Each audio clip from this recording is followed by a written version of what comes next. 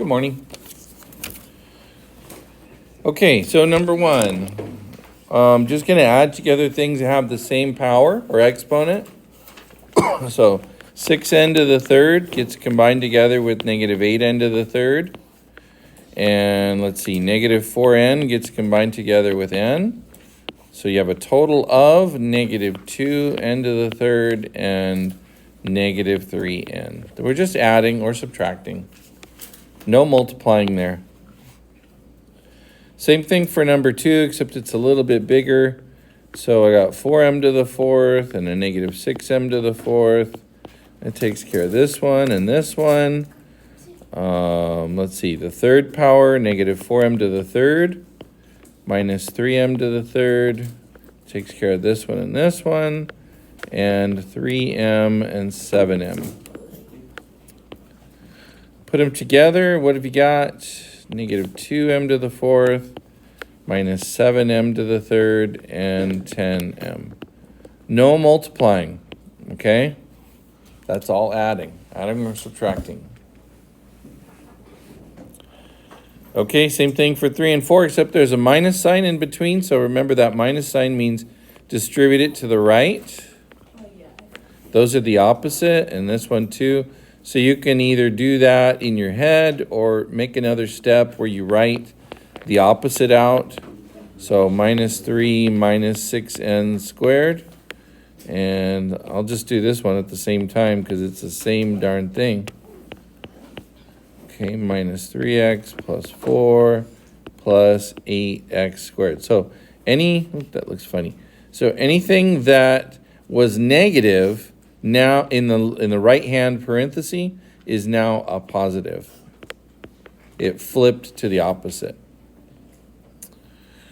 Okay, so that means on the left side 4n squared minus 6n squared is negative 2n squared, and negative 1 minus 3 is negative 4. So I am doing like terms on that one as well, just adding them together. And for number 4, so I could do it like I did it on 1 and 2. I could put them in columns and reorganize them, but I was kind of lazy on number 3. I'll do it on number 4. So I got negative 2x squared and a positive 8x squared. I've got 3x with a negative 3x. And let's see what else.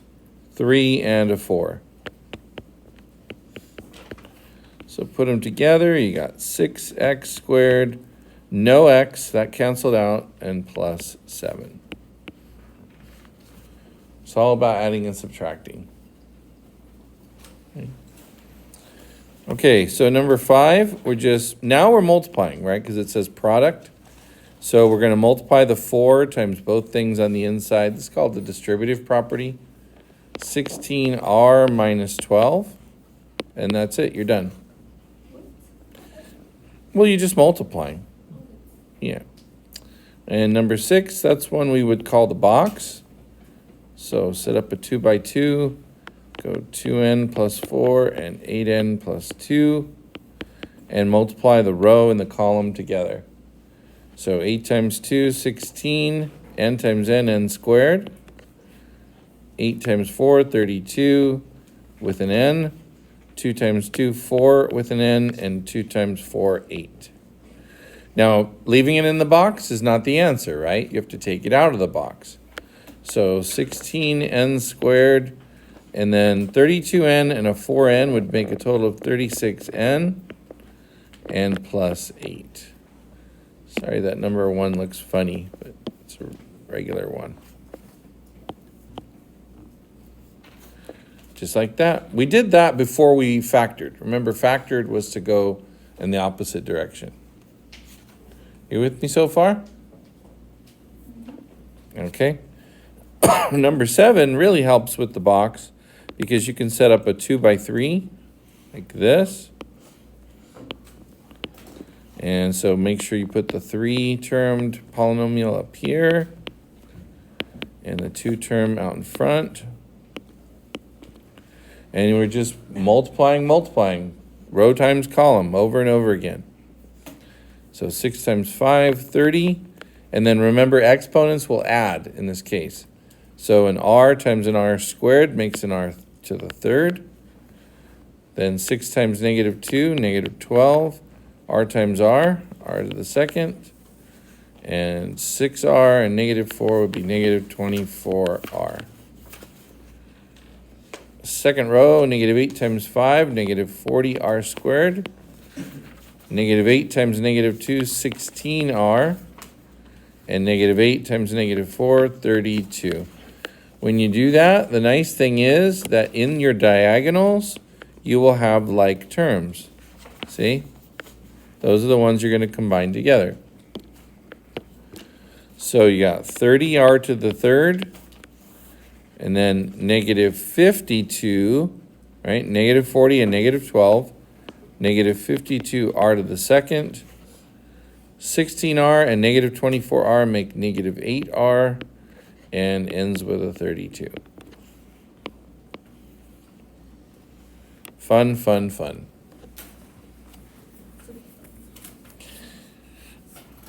Okay, x minus 1 squared, so you're just going to do that twice. Right? Now remember, there is a way to do this without the box. You can do what's called FOIL. First, outer, inner, and last. But, you know, if you've started with the box, you might as well just keep going with the box.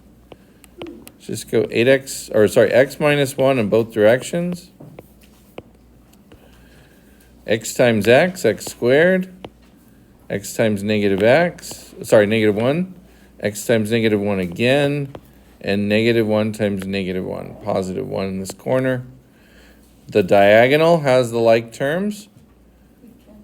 No, not in this case, because they're both negative. They're going to add together. So that'll make negative 2x and then a plus 1.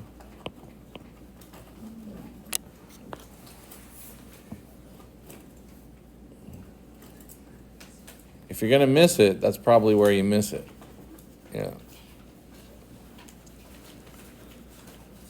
Okay, ready to go on? All right, now we're getting into factoring. So number 9, factor out the common factor of each expression. The common factor means you don't go to the x, you don't go to the box. You just think of a number that goes into 27, 30, and 3 evenly. Well, you know, a nice kind of shortcut to that is look at the lowest number and see if the lowest number goes into everything. And it does. So 3 is the common factor for the numbers. And then for the letters, it's the lowest letter. So x to the 4th, no, go with the x at the end. Right there, that stack of green. So then we're going to play backwards game. We're going to go 3x times what gives you 27x to the 4th. So first, 3 times what gives you 27? That's 9. And then x to the 3rd times another x gives you x to the 4th.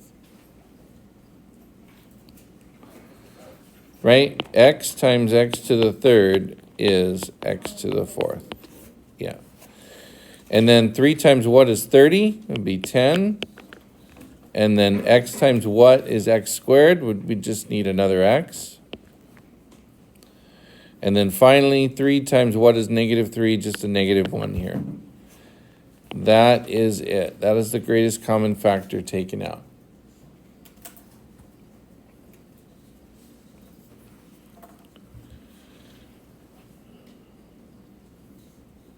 I'm trying to figure out why number 11 is a subtraction one. That belongs up with the regular, with the ones up here.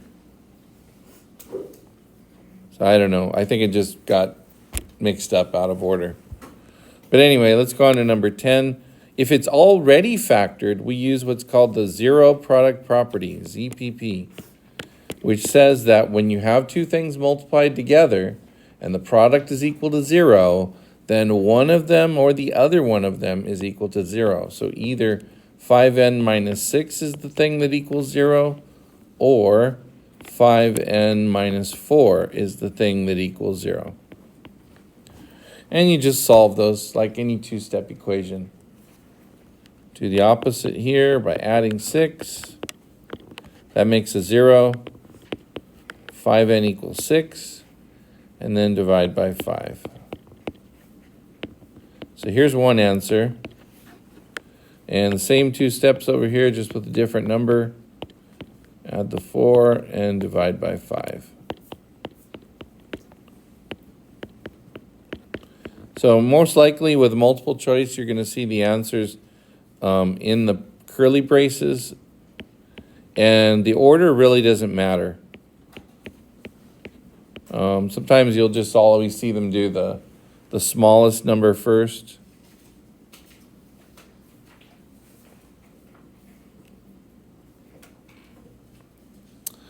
Okay, so number 11, a little out of place. And then there's more products again. That's weird to me. Oh well, it is what it is. Okay, 6n to the third plus 3n minus 2. Bring that negative in all over here. Everything goes to the opposite. So negative 5n to the third, 3, positive 3, and positive 6n. And now you're going to combine like terms together. So remember, another way I showed you how to do this is to put an underline under things that have the same power. And that is a way to help keep track of it. Or a third way to do it would be if you had colored pencils.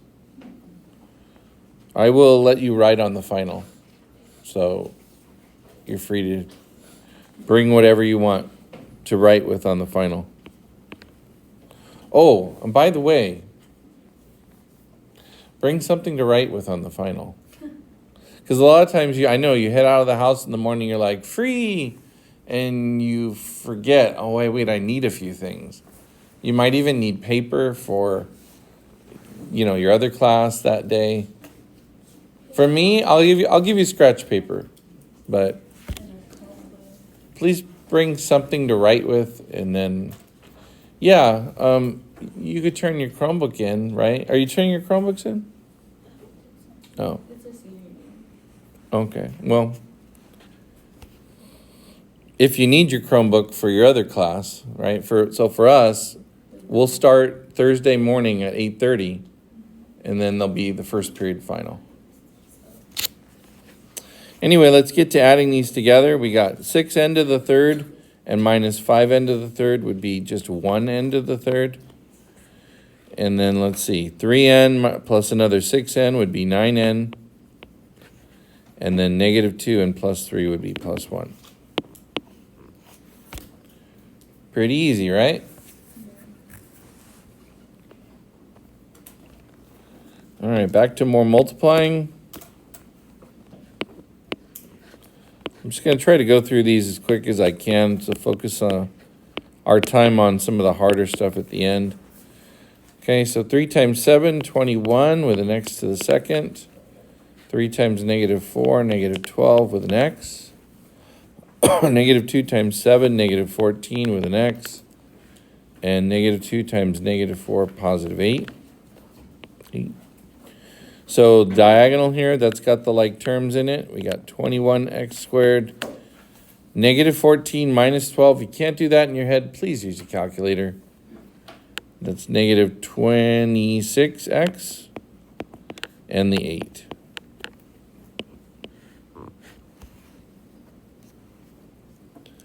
Now, there is a formula for doing perfect squares, but if you can't think of it, don't use it. Just write the factor twice and multiply.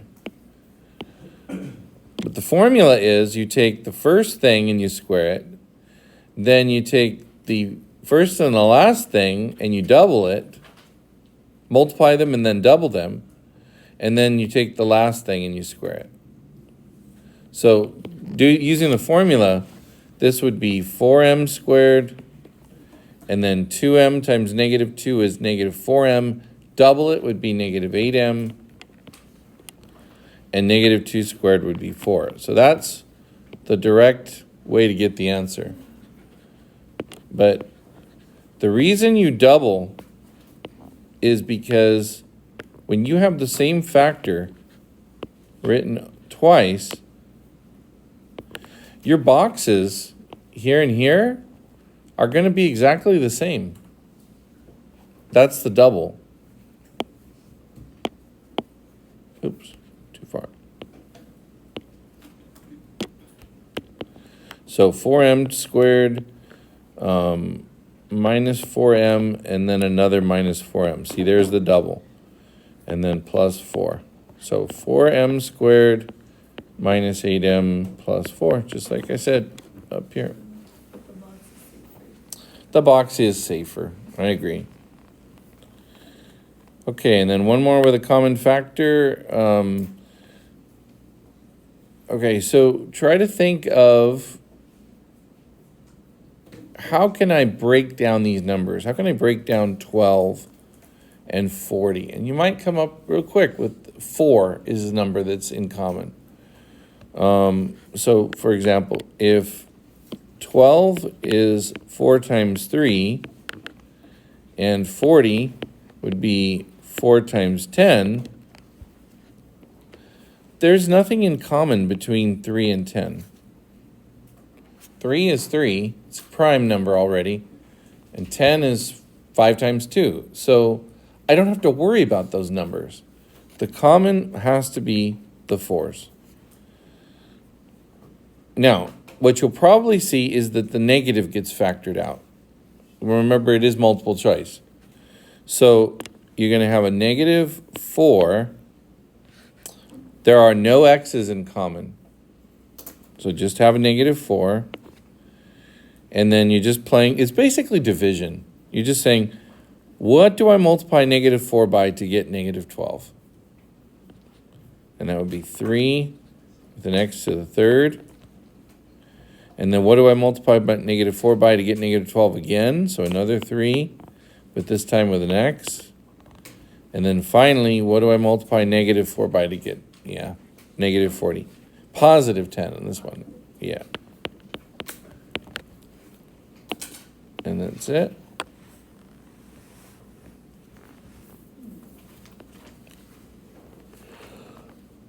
Okay, 15. That's kind of a weird one.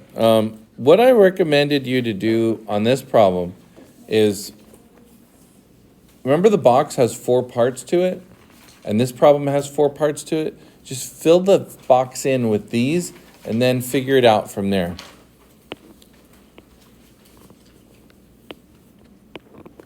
So 7, I'm going to zoom in a little bit, 7k to the third, negative 21k squared, 8k, and minus 24. Okay, so look at this first row. Let's look at the numbers, 7 and 21. What's something that goes into 7 and 21? 7. That comes out. What's the lowest power of k between those two? 2. There's your greatest common factor.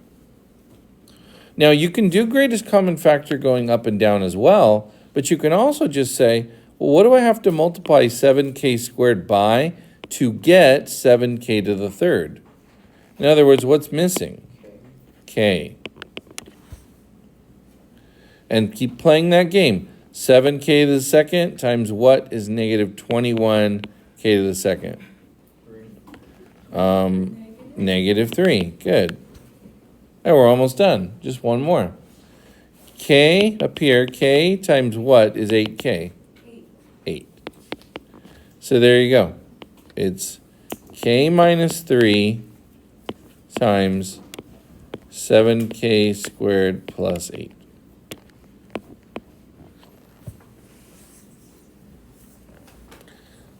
The difference is that one is the third power. So they will, in integrated 3, they will use that. They'll want you to know how to do that. Now, they may not show you this with the box. You may have to remember that or come back and see me and I'll remind you.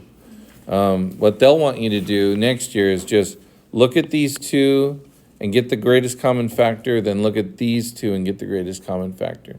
But it's the same as doing the box. Okay, 3 and 4, no number in common. R squared and R, just the R. So you're just taking out an R. 3R minus 4.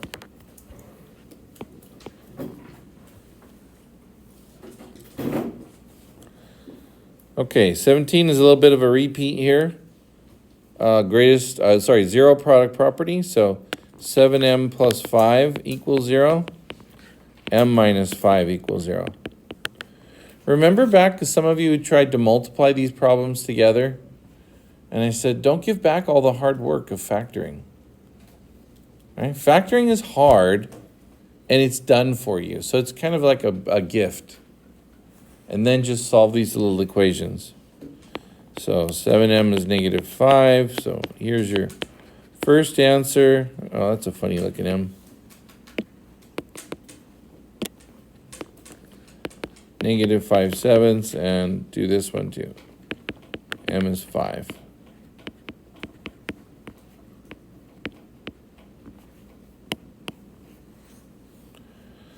Okay, now we're getting into some really heavy-duty factoring. This one is the beginning of what you might call Xbox, right? However, it's so simple, you don't even need the box. All you got to do is with the X, put negative 24 on top. That's what you're trying to multiply to. And put 2 on the bottom. That's what you're trying to add to. Can you think of two numbers that multiply to negative 24 that add to 2?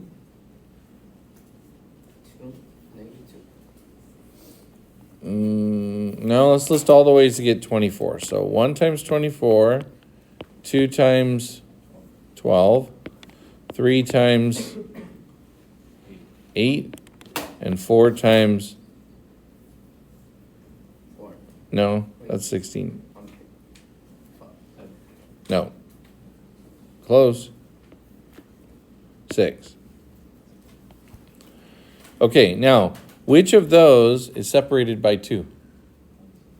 4 and 6. There you go. So can we make that work? Yes. So put in your 4 and 6 and then say, okay, if I'm going to get a positive 2, which one has to be negative? 4. The 4 has to be negative. Okay, then it all works out. So you get m minus 4 and m plus 6. But remember, this is an equation, and we're solving for m. So zero product property applies. M minus 4 equals 0, or m plus 6 equals 0.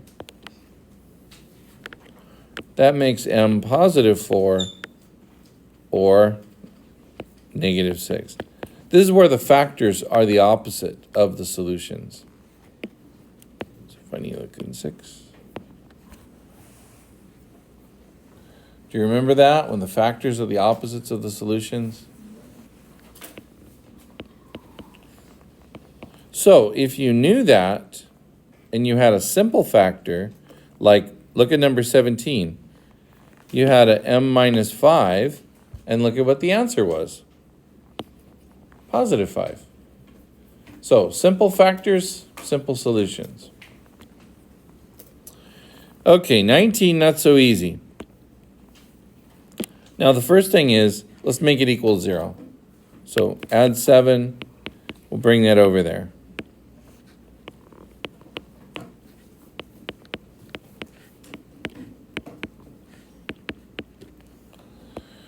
Okay, if this factors, then it's time for Xbox. Now, maybe you forgot this, but it's the first number times the last number that goes on top. First times last. 3 times 16, 48 goes on top. Then the middle does go on the bottom. So we're looking for two numbers that will multiply to 48 that will add to negative 16. Could be tricky, right?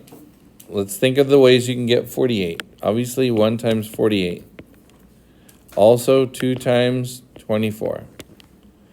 But 3 goes evenly as well, doesn't it? 3 times something? 48?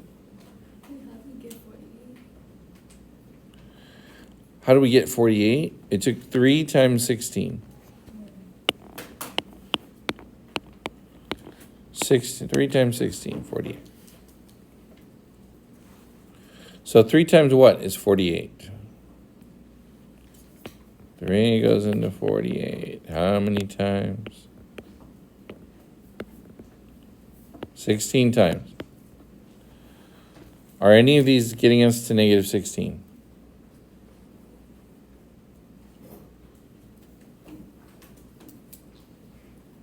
Not so far, right? Let's keep going. There's a few more. 4 times something gives you 48.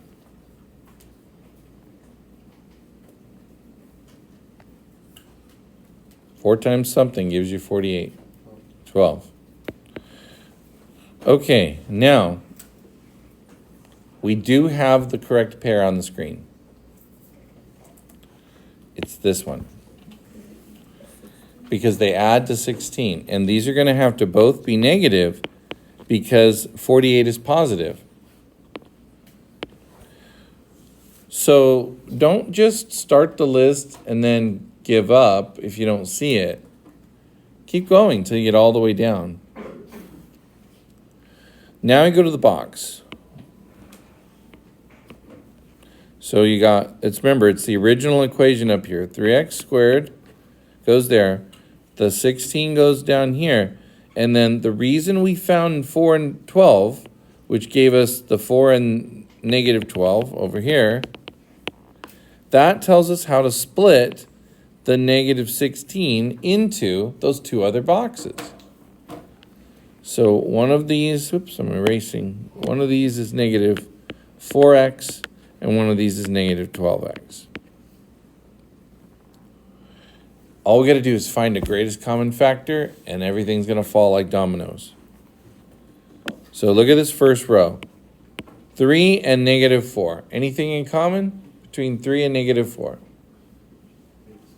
No. So just the x. Let me change color here. There's a lot of red up there.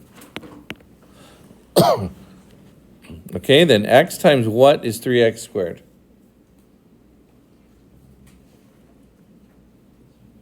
It's 3x. Then x times what is negative 4x? It's negative 4. And then one more. 3x times what is negative 12x? Now I'm down here. 3 times what is negative 12? Oops. Anybody? 3 times what is negative 12? Negative 4. Oops, wrong color. Oh well. So our factors are, need a little extra room on this one, x minus 4 times 3x minus 4, and it equals 0. So here's an easy one, right? Simple factor answers the opposite. It's 4. The other one, 3x minus 4, that's a two-step equation. Add 4, divide by 3. So final answer, 4 and 4/3. That's probably one of the hardest ones right there. Okay, number 20 looks hard, but only because it's not simplified. It's kind of messed up. Let's get everything moving in the right direction here. So I want to make it equal to 0. Even if you were going to use the quadratic formula, that has to be equal to 0 too. So take away the 4r squared, and then add, not add. Take away 2x, 2r, and add 4. So I got to do a minus 2r and a plus 4. Okay, if you do it right, everything on the right side should turn into one big fat 0. On the left, we have r squared minus 14r plus 49. I don't know if you recognize that or not, but that's a perfect square. See, when you go to do the diamond, you'll get the same number twice. 49 and negative 14 would be negative 7 and negative 7. There's a way to figure out if it's a perfect square just by looking at it. For one thing, 49 is a perfect square. And the inside has to be double the square root. And it is. So this is just r minus 7 squared. Now, at the time, we didn't know this, but now we do. That you could just take the square root of both sides right there. You could do the square root of that, square root of that. You get r minus 7 is 0. 0, sorry. And then just add 7, and there's your answer. R is 7. Looked hard, but not really.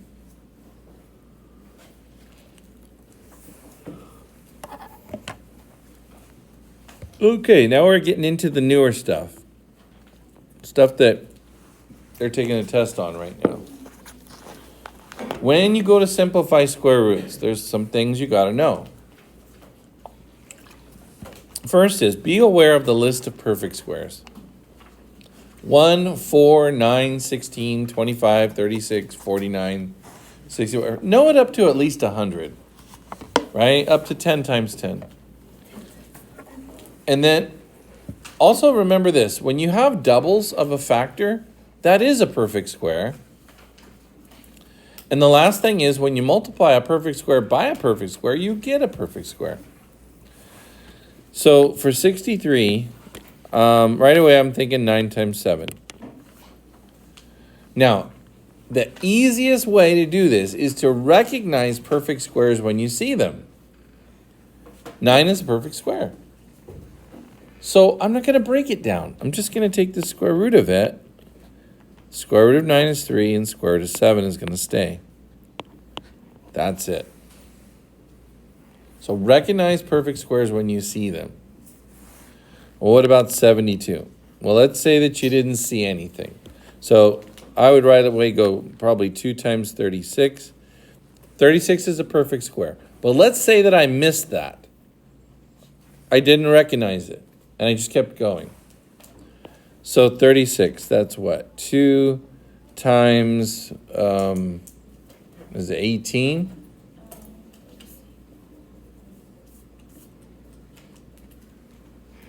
Two times 18, right? And here I go again. Oh, it's 2 times 9. And I even missed the 9 again. And I wrote 3, 3. And now I'm done. And these are all prime factors.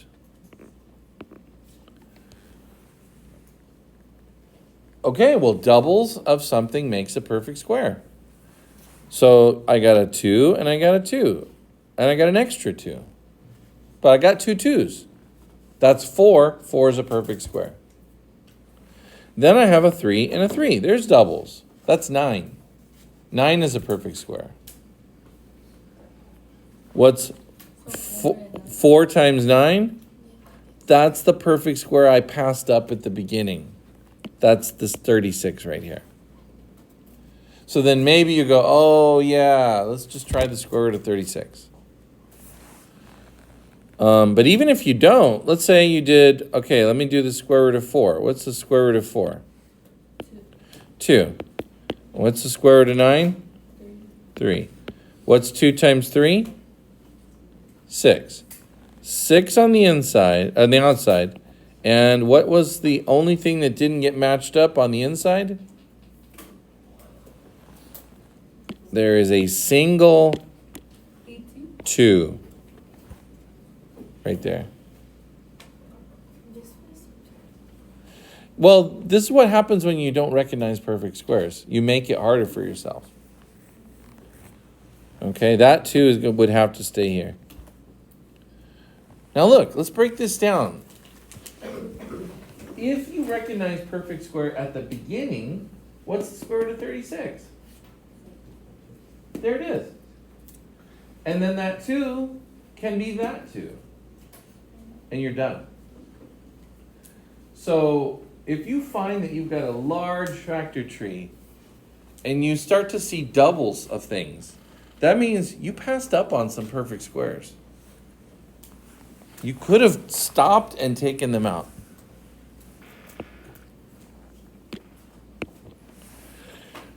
Okay, our technique on these, we're going to multiply by the denominator.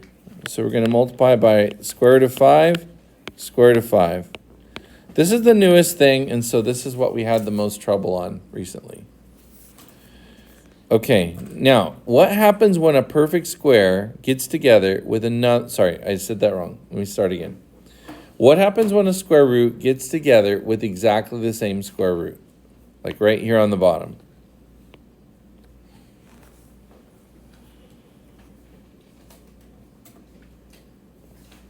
The square root goes away.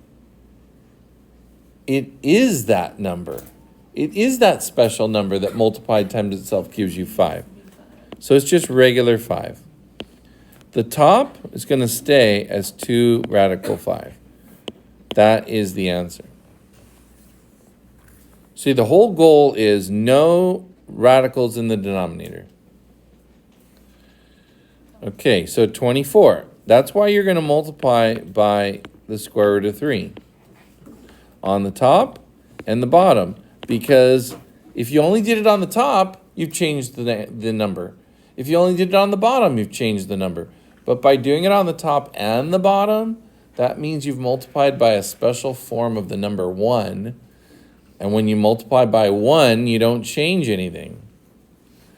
Okay, so on the bottom, what happens when the square root of 3 gets together with another square root of 3?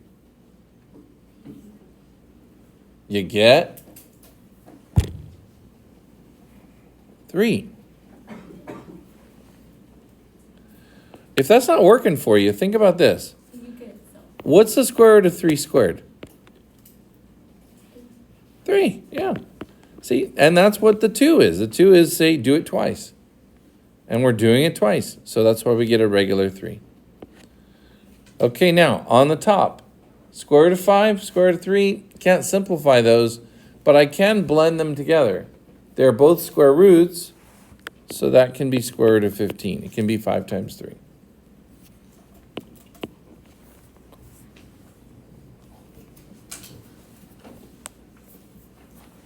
I know, mysterious, right? The ways of the square root. Okay, finally, we get into some graphing here. The key to the ones in standard form is this little formula, negative b over 2a. It's the first part of the quadratic formula.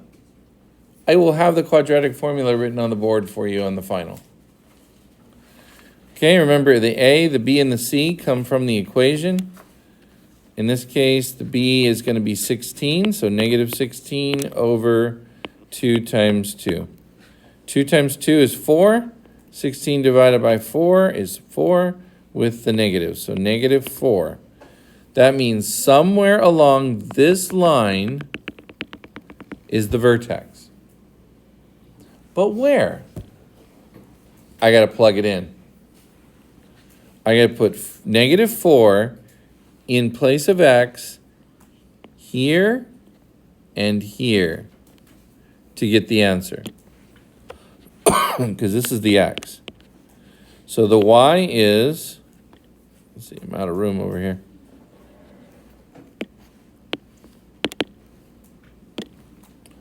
The y is 2 times negative 4 squared plus 16 times negative 4 plus 36.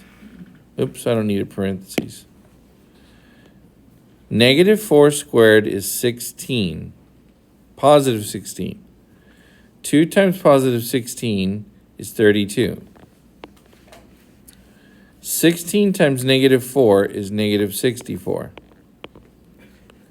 plus 36. Positive 32 minus 64 is negative 32, plus 36 is 4. Y is 4. That's the y coordinate of the vertex. The x is at negative 4, the y is at positive 4 right here. And from there, I just do the 1, 3, 5 rule. Oh, wait a minute. I can't do the 1, 3, 5 rule. It's got a 2. So I take 1, 3, 5 and I double it. So 2, 2, 6, 10. So go up 2 and over 1. Go up 6 and over 1. And if you can't fit any more, then oh well. But you do that on both sides of the axis of symmetry. That's what symmetry is. It's when the left side and the right side look the same. And there I go. When I grade these on your test, when I graded them, if you're off by some squares, I always put the dots on there for you to show you how you're deviating. You know, most common thing I see wrong is you got the vertex correct, and then you go up 1, over 1, up 1, over 1. No, that works for lines, not for parabolas. Up 1, over 1, up 3, over 1. It's the 1, 3, 5 rule. Okay, number 26.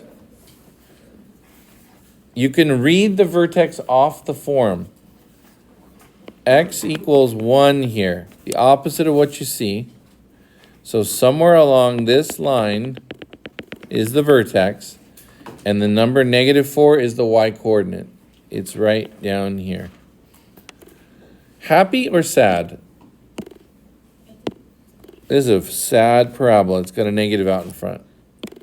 So 1, 3, 5 rule, down 1, down 3, 5 won't fit, down 1, down 3.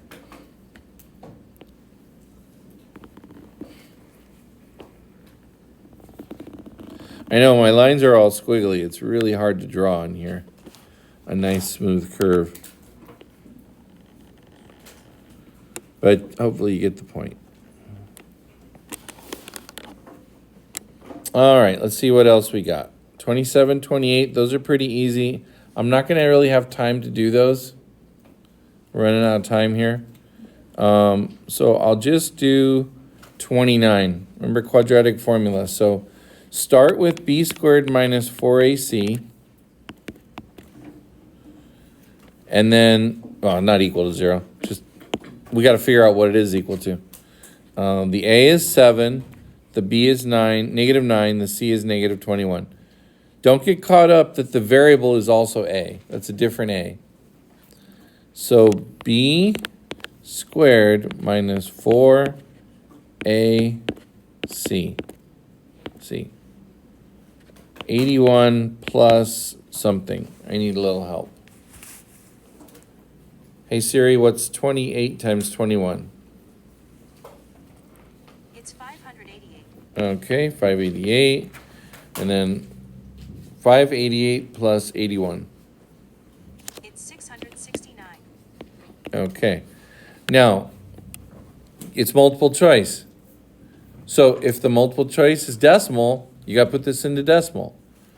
So here's the formula. X equals -b plus or minus the square root of this number we just found all over 2a. And this little negative will be plus. So remember, on the calculator, you need this top part to evaluate first. Parentheses say evaluate first, and then you can divide by 14. If the calculator wants parentheses for 669, you might have a double parentheses at the end of that line. I don't know. But you can always put this in manually by doing something like this. What's the square root of 669? That would be approximately 25.865. Okay, about 25.87. And then just do it a piece at a time. 25.87 plus 9. It's 34.87. And then divide it by 14. 34.87 divided by 14. The answer is approximately 0.3402. Okay, once with a plus, and then do it again once with a minus. So I'm kind of out of time and I'm out of space at the same time. Since we got 2 hours to do this, we can finish up the last couple of problems on Thursday before we take the test.